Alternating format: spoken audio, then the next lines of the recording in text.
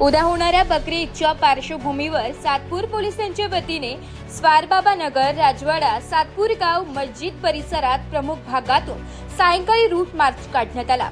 दरम्यान नाशिक पोलीस आयुक्त संदीप कर्णिक, पोलीस उपायुक्त किशोर काळे, सहाय्यक पोलीस आयुक्त वान शिंदे, तुषार देसले, सागर गुंजाळ, दीपक घरपडे, दत्ता गायकवाड आदी जण उपस्थित होते। याविषयी अधिक माहिती वरिष्ठ पोलीस निरीक्षक प्रकाश अहिरे यांनी दिली आहे।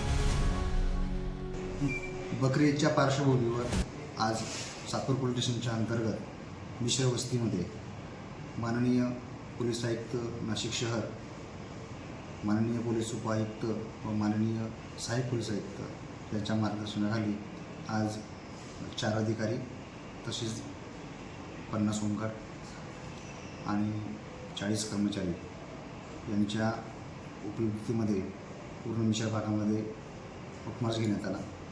उद्या बकरी ईद आहे, त्या पार्श्वभूमीवरच ही सर्व पोलिसांनी चोख बंदोबस्त शहरामध्ये ठेवलेला आहे।